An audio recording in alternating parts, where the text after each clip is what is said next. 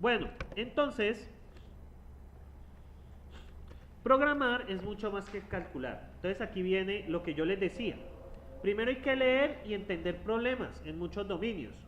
Eso, como la programación se volvió, como los computadores se volvieron universales, ¿ustedes en qué parte, no en qué, por ejemplo, en qué área encontrarían que no usan un computador? Filosofía me diría, pero no, resulta que por lo menos usaron Word. ¿Sí? ¿Cuál? ¿En los qué? ¿Los dinosaurios? Paleontología. Geontología. Paleontología. Paleontología, ajá. De hecho, ellos antes de excavar, se hace un rastreo sobre el suelo. Hace el sondeo del suelo.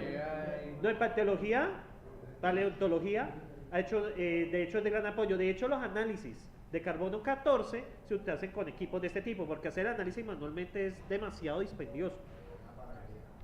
En una panadería, el sistema de registro de la caja para recibir la plata. para recibir la plata, eso es un software. Música. Vender bueno, un puesto informal sí ya es más complicado, ¿sí? Venta de empanadas, ¿sí? Ahí sí, pues, yo no sé qué computador se necesitaría, pero estamos hablando de áreas. Por ejemplo, en la filosofía, ¿no? Pues por lo menos necesita un Word, Productor de texto. un productor de texto, ¿sí? Música. Música, resulta que el análisis musical, la Honda se realiza con software. De hecho, se utiliza, eso es mi área de electrónica, me encanta el procesamiento de señales. El sonido, la luz y el sonido, la luz, sonido y la luz son exactamente lo mismo. Todo es luz. Nada más que la luz está en una frecuencia distinta. Y el sonido está en otra frecuencia. El sonido está en alrededor de 4 kHz. Y la luz, si no estoy mal, ya les digo. Ya les muestro algo. Acá está. Entonces les muestro algo. Sonido, luz. ¿Qué pasa? Más bien, ya sé qué gráfica mostrarles. Denme un segundito. Para que vean que realmente es una de las cosas más bonitas de la física. Spectrum.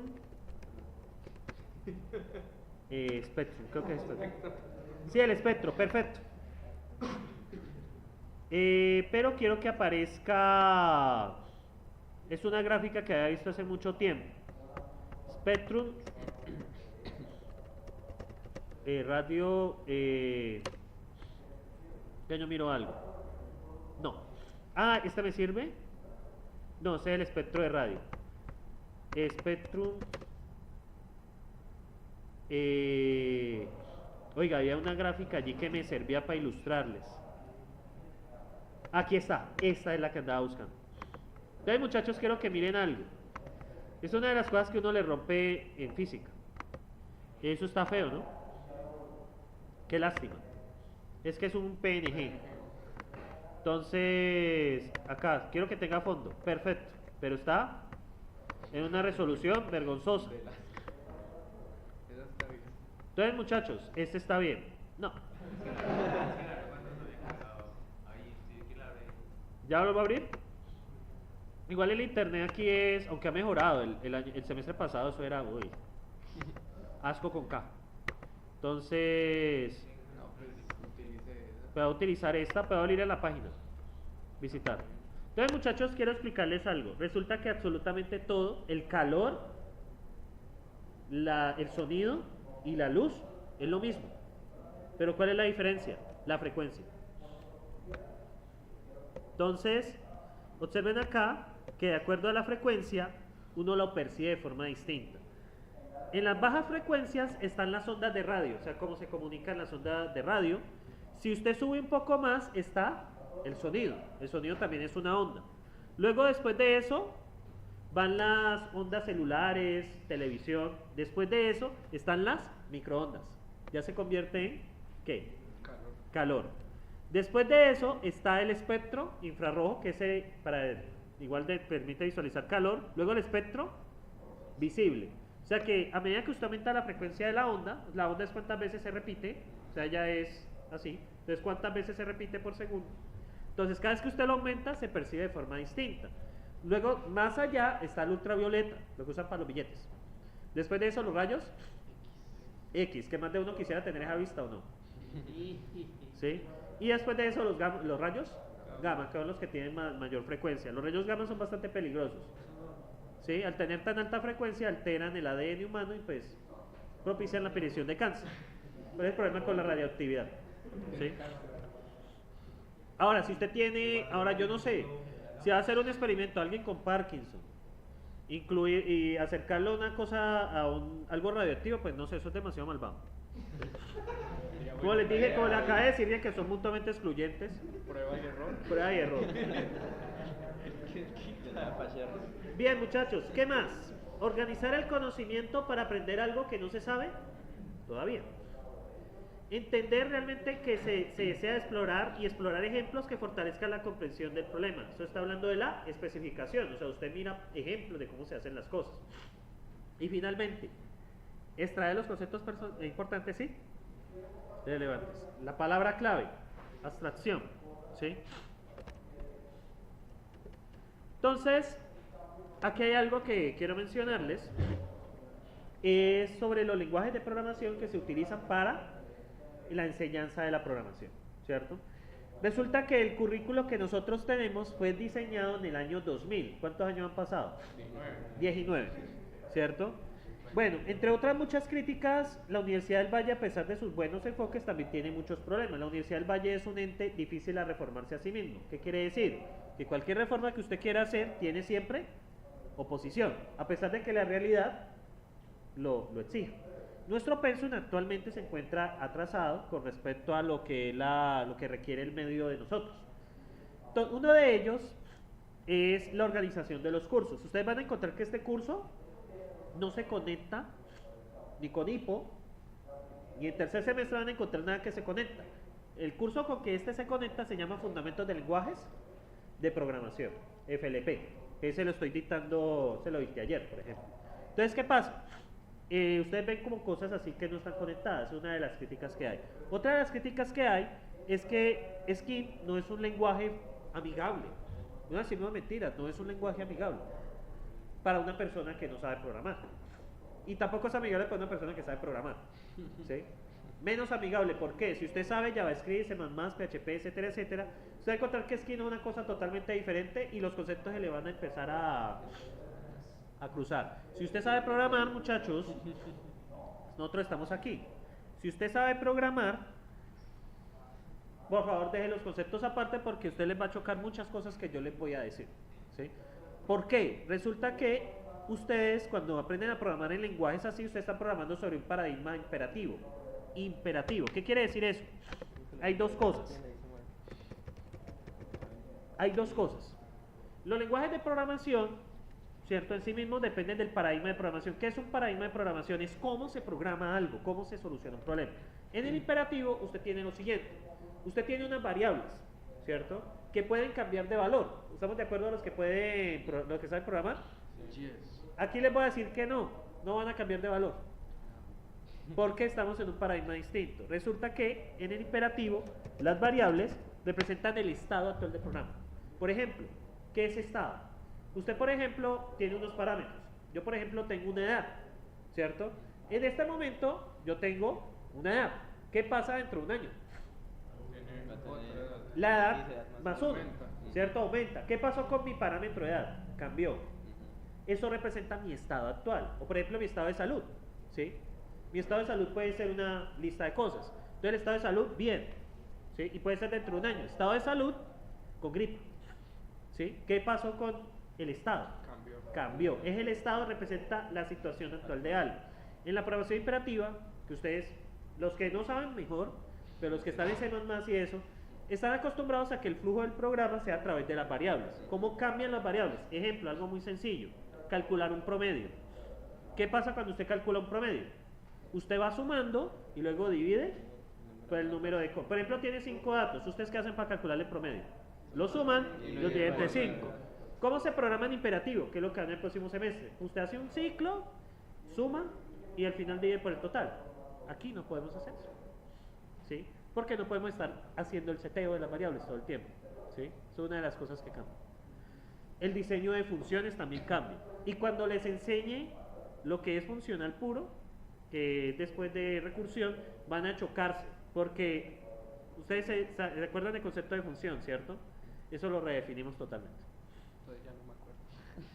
Si sabe programar, va a tener un choque de, y si hay alguien repitente o alguien que canceló fundamento el semestre pasado y está viendo IPO, eso es como que la mamá y el papá que están divorciados.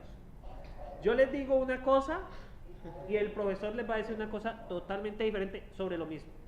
¿Por qué? Porque estamos en paradigmas de programación diferentes. Son formas de solucionar. Un paradigma es una forma de solucionar problemas, ¿sí?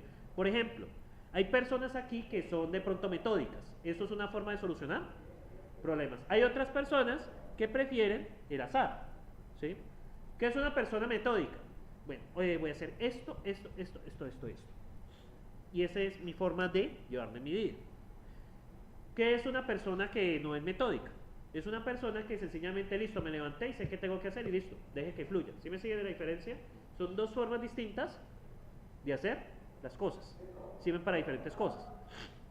Tienen sus ventajas y desventajas. Y nosotros estamos en el función, ¿sí? Entonces, por eso es que les va a chocar. Y esa es una de las cosas que yo les digo de frente, que critico del pensum.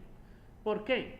Porque no es la mejor forma de que un estudiante aborde esto. O sea, ¿por qué? Se los hace más difícil, ¿sí? Porque tienen que volver como a reaprender algo nuevo, y si les has hablado de programación antes, pues yo les voy a decir que es de otra manera. ¿Sí me siguen allí la idea? Entonces, es una de las críticas. Por esa razón, observen aquí cuál es el lenguaje más usado para Python. Sí, es el lenguaje más usado para aprendizaje de primer semestre, ¿sí? Entonces, ¿qué pasa? En la reforma curricular, que lleva como 4 años haciéndose, supuestamente ya sale el otro año. Desafortunadamente, ustedes son de los últimos que les toca este pensum, a menos de que pierdan muchas materias, les toque cambiarse de pensum, pero hay un contra. Si usted cambia de pensum, porque ya le toca, ¿qué creen que toca hacer si ya los cursos cambiaron? Aprender nuevas Volverlos a ver. cosas. Por ejemplo, matemáticas discretas cambia totalmente. Entonces, por ejemplo, si usted ya vio las discretas, por ejemplo, y por allá cae en bajo y luego vuelve y ya le toca cambiar de pensum, le toca volver a ver las discretas porque ya tienen temas distintos, ¿sí? Entonces, les hago la alerta, no se atrasen, o sea, los de adelante pueden atrasarse, pero ustedes no se atrasen tanto porque ya está cerca el cambio. ¿Qué consiste el cambio? En primer semestre va a utilizar Python y va a utilizarse un enfoque distinto. Y este curso en sí mismo queda en tercer semestre, antes de fundamentos de lenguajes de programación. Entonces, ¿cuál es el llamado, muchachos? No es para meterle el miedo, sino que no, o sea, van a tener algo de dificultad al principio. Sean conscientes de eso. No es para tener miedo, voy apenas en la primera clase, sino para trabajar. No es es más fácil aprender Python que aprender esto, ¿sí? Porque Python es un lenguaje como más suelto, ¿sí? Usted prácticamente es casi escribir en español, en inglés, ¿sí? Es prácticamente lo mismo. O sea, usted prácticamente es casi escribir en inglés. Pero este lenguaje de aquí no. Es un lenguaje que utilizamos principalmente paréntesis. Es un lenguaje de paréntesis, ¿sí? Entonces, usted debe tener cuidado que paréntesis que abre, que paréntesis que cierra, que el paréntesis si está aquí significa una cosa, si está acá significa otra. Son muchas cositas que toca aprender, ¿sí? Entonces, no es para que se alarmen, sino para que se concienticen de practicar mucho al principio. Sobre todo, practiquen mucho. Yo voy a tratar de dejarles muchos ejercicios para que ustedes practiquen. ¿Por qué? Para que se adecúen al lenguaje. No es un lenguaje de fácil de abordar, ¿sí? No lo es. Por eso es que yo les hago la crítica. Y estamos trabajando sobre paradigma funcional. ¿En qué consiste el paradigma funcional? Primero, no existen variables, ¿cierto? Las variables básicamente son un almacenamiento de información. No pueden cambiar, ¿sí? Las variables no van a cambiar. Si usted está acostumbrado en C++ a solucionar problemas así, no lo podemos hacer de esa manera. Y las funciones son expresiones matemáticas, ¿sí? Son estrictamente matemáticas. Ya les voy a explicar por qué la otra clase. Son estrictamente matemáticas. No es mucho drama. Por ejemplo, cuando usted dice f de x igual a x al cuadrado. ¿Qué pasa si usted ingresa 5 en un momento dado? ¿Qué le va a dar? 25. ¿Qué pasa si usted vuelve a ingresar un 5? ¿Cuánto le da? vuelve a dar 25. ¿Sí? Cuando usted hace más, gracias a que hay estado, eso puede cambiar. ¿Sí? Podría dar otro valor. ¿Sí? Entonces, esa es las principales diferencias. Entonces, muchachos, nosotros estamos en programación funcional.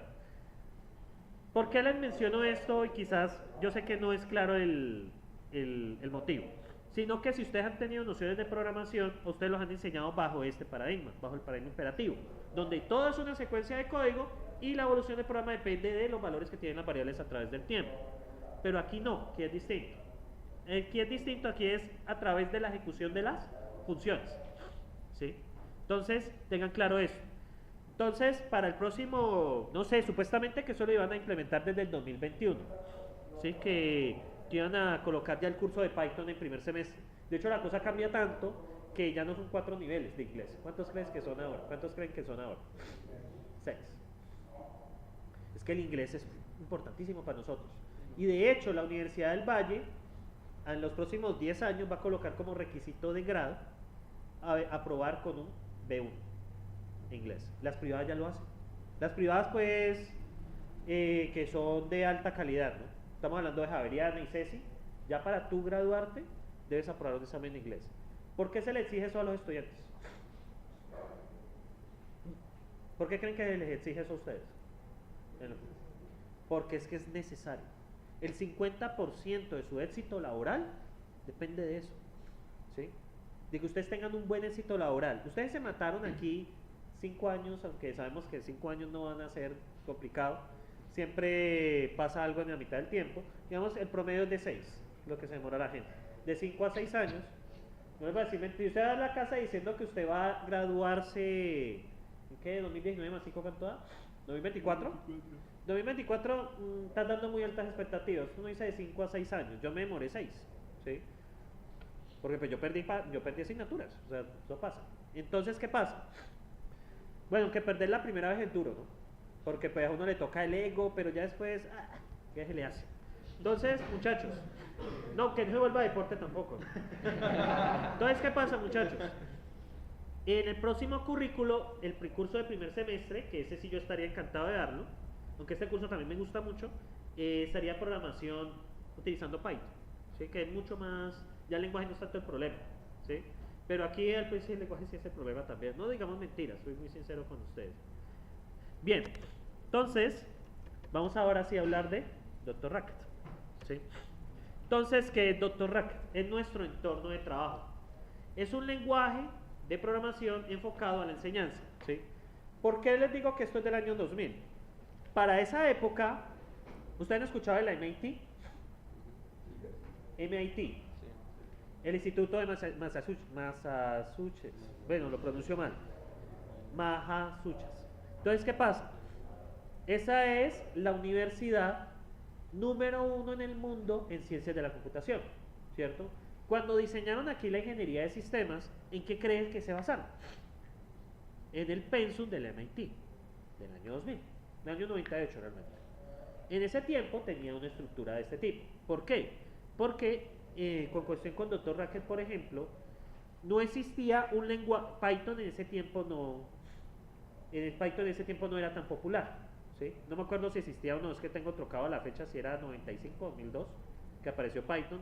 Entonces no existía un lenguaje como no existía un lenguaje tan como amigable. Entonces, por esa razón se escogió Scheme. Entonces desde ahí se abordan los cursos. El problema es que les digo que ustedes van a encontrar en adelante que no hay conexión de este curso con ningún otro, sino en cuarto semestre, que si yo sigo en la sede, bueno, volveremos a ver el fundamento de lenguajes de programación, que es muy interesante, eso es para divertirse también, ¿sí? Ahí yo les volteo todo también lo que habían pensado que era real, ¿sí? Es un curso que uno estaba, básicamente es como vivir fumado imaginando cosas, porque es que todo es muy abstracto, es un curso muy abstracto, un curso donde yo les digo cosas, pero no les puedo mostrar que existen, pero se usan. Puede ser descargado de esa dirección. Entonces, la tarea que ustedes tienen es descargar Dr. Racket. Pueden descargar la última versión, la 7.1, no hay problema. Está disponible para Linux, Windows y Mac. Ya la 7.3. Úsenla, si tienen problemas me avisan. Yo por la 7.1 respondo, porque la conozco. Lo que pasa es que a veces sacan versiones y hay bugs. Para el curso de FLP, por ejemplo, la versión 5.6 no sirve, la 6.2 ni la 5.6 sirven, porque tiene un bug que no deja usar una librería que hay, que se necesita. Entonces, ¿qué pasa? Este programa ustedes lo pueden encontrar allí en el menú inicio, buscan Dr. Racket. Yo aquí lo tengo pues en mi Linux. Y hay varias opciones. Abran la que dice DR Racket. Si abren la otra, se les abre una consola. ¿Sí? Entonces, al abrirlo, ¿cierto? No le vaya a abrir el otro porque eso es consola. Funciona también, pero no es tan amigable. De hecho, muchachos, entren el 14 de febrero a Dr. Racket y les va a aparecer un corazón. En serio, venga, les muestro. Les va a aparecer un corazón. Dr. Racket. Miren acá. Les va a aparecer eso. Les va a aparecer eso. Miren. A mí me aparecía un corazoncito. Ven, no, aquí está. Me aparece un corazoncito. ¿Sí? Cambia, a veces el logo cambia de acuerdo a la fecha. Es chistoso. Entonces, bueno, muchachos. ¿Qué sucede? Ustedes van a seleccionar de acá abajo, ¿cierto? Buscan. Y van a buscar el que dice estudiante principiante. Y le dan en ejecutar. Aquí les debe aparecer estudiante principiante. Si está en inglés, beginner. ¿Sí? Principiante normal, porque sacan la abreviatura de... No, estamos en lo primerito. Ya luego iremos metiéndole carne a eso. Pero por ahora es estudiante principiante. Entonces, ¿ustedes qué van a ver aquí? En este área, ustedes pueden escribir sus funciones, sus programas, sus variables. Y acá uno puede realizar ejecuciones. ¿Listo? Eso lo vamos a ir viendo despacio. Este es el Dr. Racket. Descárguenlo en sus casas y lo van instalando. ¿Listo? También hay una versión para móviles. La pueden explorar. Entonces, muchachos, este es el entorno. En este entorno, ustedes van a escribir en este entorno va el código. Y aquí ustedes pueden hacer ejecución. ¿Qué quiere decir ejecución? Por ejemplo, enviar valores a una función, consultar el valor de una variable. Entonces, esto aquí escriben el código y aquí ustedes pueden hacer ejecución o trabajo. ¿Estamos de acuerdo? Son dos áreas distintas. Siempre tienen que darle la opción run o ejecutar. Siempre. Usted escribe su código y siempre le da run. ¿Estamos? Sí, es muy similar. Porque es que es un entorno pensado para aprender. ¿Sí? Las expresiones, y aquí ya viene, vea, aquí en Python usted escribe 5 más 2 y da 8, pero aquí no. ¿Sí? Les voy a explicar. La notación infija, ya les voy metiendo términos extraños, pero pues así es la vida. La notación infija es lo que ustedes hacen normalmente. Infijo es decir, 5 más 2. ¿Sí? 5 más 2. ¿Cuál es la operación? Esta es la. ¿Cuál es? Y esa operación que recibe. Recibe número 1 y recibe número 2. Entonces, así funciona la notación infija. Pero aquí no. ¿Sí? Por eso les decía que no es tan fácil de abordar.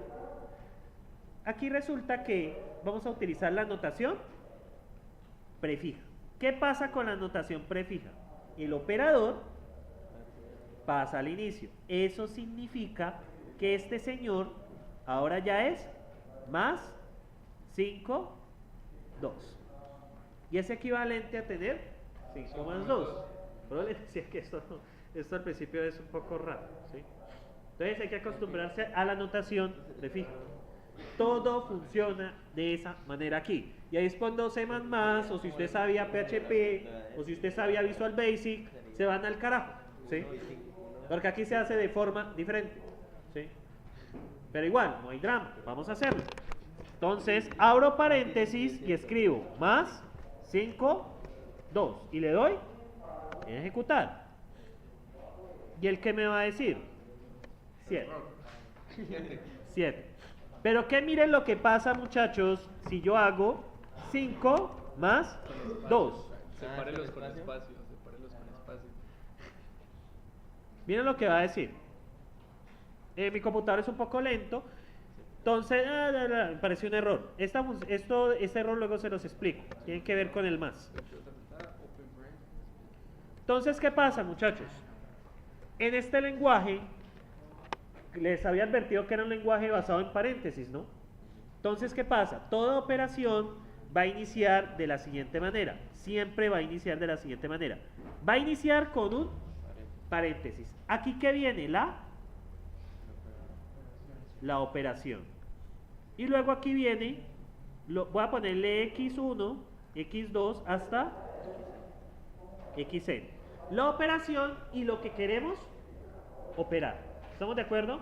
Siempre va a ser lo mismo. Abre paréntesis y lo primero que siempre debe ir es la operación. Y después, ¿qué va? Lo que ustedes quieren operar. Ejemplo, yo quiero sumar 4 números, más 1, 2, 3, 4. ¿Quién va de primero siempre? Operación. La operación. Entonces, 10. ¿Sí? La suma recibe cuantos números usted quiera. ¿Sí? La ventaja de esto es que usted en notación infija tendría que escribir 1 más 2 más 3 más 4. ¿Estamos ahí? Pero aquí pues puede hacerlo de esa manera. Entonces, cuidado con esto. Segunda regla con esto. Paréntesis que abre, paréntesis que cierra. Recuerden, esas son las dos reglas básicas. Cuando abre un paréntesis, inmediatamente después, ¿quién tiene que ir? Operación. La operación, lo que usted quiera hacer. Suma, resta, multiplicación, división, lo que sea. ¿Sí? Luego, ¿qué va? Después de eso, separado por espacios. Los números, las letras, lo que usted quiera hacer. ¿Sí? Entonces, cuidado con eso. Segunda regla fundamental. Paréntesis que abre implica paréntesis que cierra. ¿Cierto? Ahora bien, ustedes pueden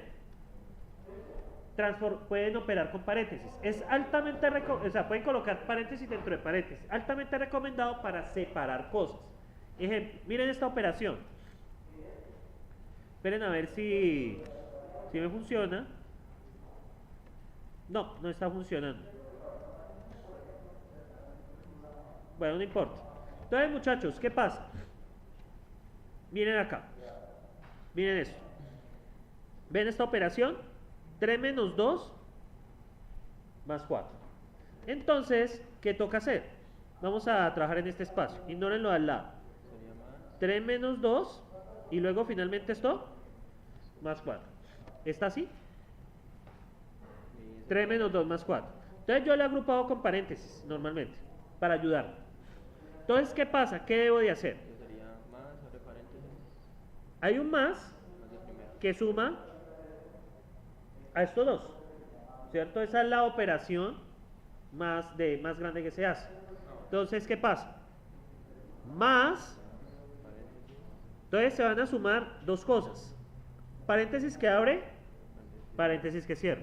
Se va a sumar la resta entre 3 y 2. ¿Eso qué implica? Abrir otro paréntesis. Eso implica abrir otro paréntesis y decir menos 3, 2, a 3, ¿a quién le resto? 2. Y finalmente esto le sumo 4. ¿Cierto? Entonces, observemos la lógica. ¿Cómo funciona esto? Siempre se van a hacer los paréntesis de más adentro primero y luego se hacen los de afuera. Entonces, aquí cuando esto se resuelve, ¿qué es lo primero que va a hacer? Esto es, los internos son los primeros que se hacen, los más internos. Y luego se hacen los externos. ¿Qué es lo primero que se hace? 3 menos 2, ¿cuánto da? 1. ¿Y luego qué hace? 1 más, Más 4. da 5. Observemos este ejemplo. Pasando de notación prefija a notación infija. Infija es la que nosotros utilizamos normalmente. Entonces, muchachos, observen acá. Esta operación es 1 menos la SQRT de la raíz cuadrada. ¿Listo? Entonces, SQRT 2 más sin de 3 por 4. Entonces esto es como tener, para sin enredarnos, 1 menos la raíz de ¿qué? De 2 más el seno de 3. Y esto, todo esto por 4. ¿Estamos ahí? Es quitar una forma más sencilla. Entonces, observen qué pasa. ¿Cuál es la operación? ¿Cuál es la operación más externa que se hace? Es el menos. ¿Lo ven aquí? Entonces, esta debe ir al principio, la más externa que se hace. Luego, ¿qué pasa? Vamos a restar 1 a quién. 1 a quién le restamos. Es 1 menos. Todo lo que está Entonces, dentro. el segundo argumento es 1 menos ¿qué? Menos el producto de quién. De esta vaina por 4. Luego vamos con el de adentro. ¿A quién se le está sacando la raíz cuadrada? A2 más seno de 3. Como está en inglés es sin. ¿Listo? Entonces observen cómo se pasa de notación prefija. ¿Cómo se pasa de notación, esta es infija, a notación prefija? Esa es una de las primeras dificultades que tiene el curso. Entender la notación prefija. Siempre el operador va a ir después del paréntesis. Y usted puede utilizar paréntesis para ir agrupando cosas. Altamente recomendado, porque si no, usted tiene que pensar en la prelación de los operadores. ¿Sí? Entonces se vuelve un poco más complicado. Que la multiplicación va antes que la suma, por ejemplo. Entonces, ahorita volvemos a mirar esto, hacemos unos ejercicios y ahora venimos con la definición de variables. Entonces, se utiliza la palabra, ¿qué es una palabra reservada en un lenguaje? Es algo, una especie de nombre que no puede ser utilizado para otra cosa. Define o define en español se utiliza para definir variables. Entonces, si yo quiero definir una variable, define gato 4. Entonces, ¿qué pasa? Cuando yo pregunto por el gato, ¿me va a devolver? 4. ¿Sí lo ven? Y lo pregunto sin paréntesis. Pilas con eso. Cuando usted consulta una variable, no la puede consultar con paréntesis. ¿Por qué? Porque él espera que gato sea una ¿qué? Yo les acabé de explicar. ¿Qué quería hacer gato aquí? Una operación. Una operación. O sea, una suma, una resta. Pero un 4 es una suma o una resta. No, es un número. También puedo hacer define por 3 perros. Entonces, define, ¿cómo lo llamo? Veis que por 3 gatos, qué pena. Perro, ¿cuánto vale perro? 4 por 3, ¿vale? 12. Entonces, perro, 12. ¿Sí? Entonces, de esa manera nosotros podemos definir variables. También podemos utilizar textos. Define, mensaje. ¿Qué le colocamos de mensaje? Hola mundo cruel. ¿Listo? Entonces, ¿qué pasa acá? Mensaje. Si pregunto por mensaje, Hola mundo. hola mundo cruel, ¿cierto? Entonces, de esta forma se definen las variables. Y para consultar la variable, pues sencillamente el nombre. Miren lo que dice acá. Gato por 3 gatos. Miren que se coloca sin paréntesis. Entonces, ¿cuánto vale gato? 4. Si yo intento cambiar la variable, define gato, ahora quiero que valga 5, miren lo que pasa. Ah, quedan 5. No. Ya ha sido Previamente. definido. No puede Puede definirse. redefinirse. Las variables no pueden cambiar de valor. Y eso va a pasar si alcanzamos a ver estado al final. Cosa que dudo, pues sí le mostraré el mecanismo para hacerlo. Pero por ahora, las variables no pueden cambiar. ¿Listo? ¿Preguntas hasta allí, muchachos? Miren el chiste de la resta. A ver si ustedes lo ven. Sin probar. ¿Cuánto saldría valiendo esto? 1 menos 2, 3, 4. ¿Cuánto creen que vale eso?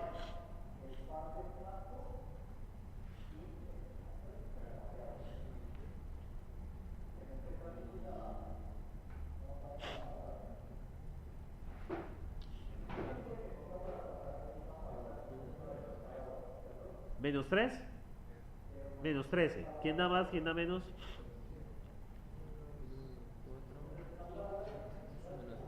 Menos 13. Correcto. Este menos es como tener 1 Y todo eso menos, menos. menos la suma del resto. Ajá. ¿Listo? Porque eso es 1 menos 2, menos 3, menos 4, menos 5. Si usted agrupa, suma y le resta el primero. ¿Listo? Cuidado con eso. Es uno de los principales problemas. Hay una cosa extraña. ¿Cuánto creen que es? Esa es división. 1,05.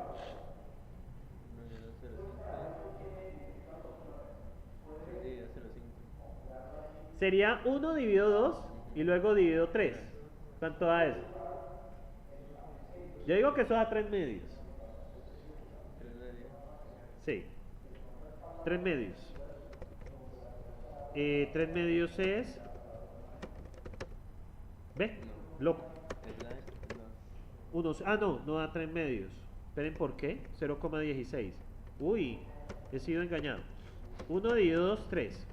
Vamos a ver qué realmente hace.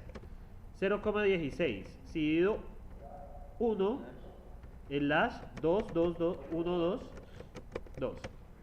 0,25. Ah, ya sé por qué. Miren qué hizo ahí. ¿Qué hizo con estos dos? Los multiplicó. Claro, por ley de las orejas. Ah, sí. Por ley de la oreja. ¿Sí? Entonces, esto es como tener un cesto. ¿Sí? Si le coloco otro, 1, dividido 2, dividido 3, 3, ¿cuánto daría?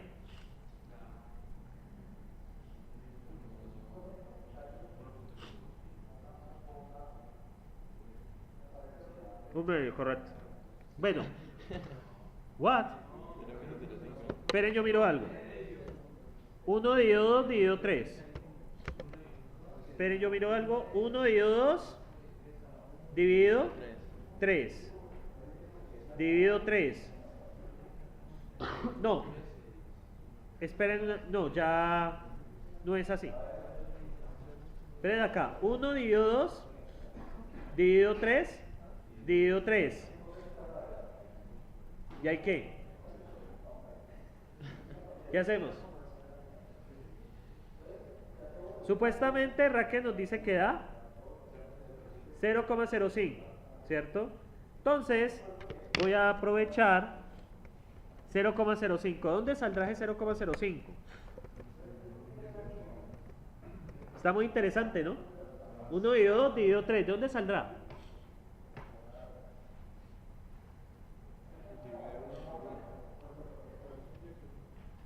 Supuestamente, ¿cierto? 1, vamos a ver. Sí, también me dejó sorprendido. 1 dividido 2, dividido 3, dividido 3. Un 18avo.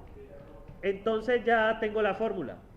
Cuando usted hace esto es lo mismo que tener 1 dividido 2 por 3. O sea, realmente divide por la multiplicación del resto. Así es como funciona acá en Dr. Rack. Para que lo tengan presente. ¿Cuánto daría el las 1 dividido 2 dividido 3 dividido 2? ¿Daría 0,0? Bueno, 20... ¿Cuánto es 2 por 3? Por 3. 18 por 2. 32. 36. A esto. Sí, o sea, se multiplican todos estos. Lo mismo pasa con la resta. ¿Listo? Bien, muchachos. Ahora sí, cuando hacemos operaciones, entonces, pues nos dan diferentes resultados. XPT, esto es lo mismo que tener 2 elevado a la 3. ¿Listo? XPT, base, exponente. Pueden hacer este tipo. ¿Cuánto daría esta? Haciéndola. Entonces, operemos. Más que 5 por 5, 25. ¿Y esto cuánto da? Hagámoslo. Más 12 dividido 4, 3. Esperen que aquí hay otra suma que me mató. El 4. Esperen que 25. Tendría 3. Hago más por 3, 12 dividido 4, 3. 3. Y al final, ¿con quién suma? Por 4. ¿Cuánto da 3 por 3? 9. 9 más 4 más 25, 38. Verifíquenlo, a ver si les da eso. Que puede ser que estemos en un error. Eso no nos quita que estemos en un posible y horrible error y pues toque llorar.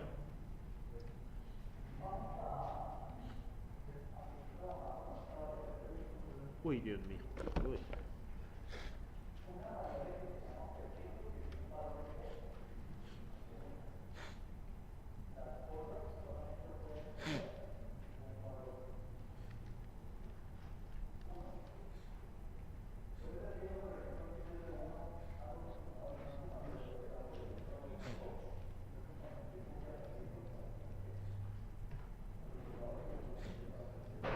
¿Sí? 38. Verified. Perfecto. Entonces, muchachos, ustedes, por ejemplo, pues pueden hacer esto. Ya les había explicado la suma de multiplicación. ¿Cuánto daría esto? ¿Qué significa esto? Mayor 10, 9. Booleano correcto, pero ¿qué está haciendo aquí? Mayor 10, 9. ¿A qué equivale eso? 10 es mayor que 9. ¿Qué debería decir esto? True, verdadero. 10 es igual a 9. False. Menor, 10 es, entonces lo leen siempre así. 10 es menor o igual que 9. Siempre lo leen así. 10 es igual o 10 es mayor. Tengan cuidado con esos de comparación, porque ya cuando entremos a la parte de rangos numéricos, esto es la orden del día, ¿sí? O sea que si un número es mayor que 10 y es menor que 5, por ejemplo, entonces establecemos, bueno, eso es un rango discontinuo. Por ejemplo, un número está entre 5 y 10, ¿qué tiene que cumplir? Que un número está entre 5 y 10, ¿qué tiene que cumplir? Que sea mayor o igual que 5 y menor o igual que 10. Entonces, por eso vamos a... Eso, muchachos, del primer parcial, eso es pregunta asegurada. Les pongo un rango numérico y ustedes tienen que escribir el código para que funcione, ¿sí? Y esto toca con mayor igual, menor igual. Siempre deben tener presente el sentido, ¿sí? Siempre que ustedes tengan menor x, mayor xy, ¿qué significa esto? Está preguntando, x es mayor que y. Pilas con esto, siempre se intercambian, ¿sí? Porque hay estudiantes que se enredan con esto, piensan de que es el otro número. No, siempre es el sentido. El primer número es ¿de qué? Entonces, el 10, ¿qué es del 9? ¿10 es mayor que 9? Sí. ¿Sí o no? Sí. Pues ya sabemos que sí. El otro es, ¿10 es igual que 9? No. Y la otra es, ¿10 es menor o igual que 9? No. Pues no, ¿cierto? Pero siempre es así. El sentido es, X es mayor que Y. ¿Sí me siguen el sentido allí? Entonces, mucho cuidado con eso, sobre todo con las comparaciones. Las comparaciones las vamos a, ya al final de la próxima clase, vamos a empezar a mirarlas muy ampliamente. Entonces, tienen que tener mucho cuidado qué es lo que se compara. Pero les decía que, si ustedes no entienden ahora al principio, es complicado, porque ya después, yo les puedo colocar un problema. Si Juanito tiene más de 10 años, entonces que imprima esto. De caso contrario, imprima esto. ¿Usted cómo hace para verificar que Juanito tiene más de 10 años? ¿Qué les toca usar? Les toca usar una comparación, les toca preguntar por la edad de Juanito. ¿Y con qué la comparan? Con un mayor, ¿cierto? Eso es condicional, después más adelante. Entonces, mucho cuidado con eso, ¿sí? Entonces tienen que tener cuidado que es el primer número con respecto al segundo. Entonces, cuidado con esto. Ese es uno de los problemas de la notación prefijo, ¿sí? Que uno se puede, no sé, o sea, yo me confundía con eso, no voy a decir mentiras. ¿Es fácil confundirse? La respuesta es sí. Entonces, mucho cuidado. SQR en sí mismo es elevar al cuadrado. SQR solo, mírenlo acá, ¿lo ven? Es elevar al cuadrado. Y SQRT es raíz. Y ahora, EXPT sirve para elevar un número a una potencia arbitraria. Eso deberían de notarlos porque los van a necesitar justo ahora, ¿sí? Entonces, SQR de X, ¿para qué sirve? Esto implica raíz de x. SQRT, ay, qué tonto fui yo, qué pena, x cuadrado. Y SQRT de x es raíz de x y XPT de XY es x elevado a la y. Lo vamos a necesitar ahora. Entonces, anótenlos, lo necesitamos, eso lo necesitamos justo ahorita. ¿Sí? Con ejercicio. ¿Anotados, muchachos? Listo. Ya que están anotados y nos quedan 20 minuticos, entonces, yo se los coloco acá. XPT, ahí está. Raíz de x es S, QR de x. Y x al cuadrado, perdón, SQRT. Y x, miren que también me enredo con eso a veces. Y SQR es elevado al cuadrado. Hagan al menos hasta donde alcancen. A las y 55 revisamos.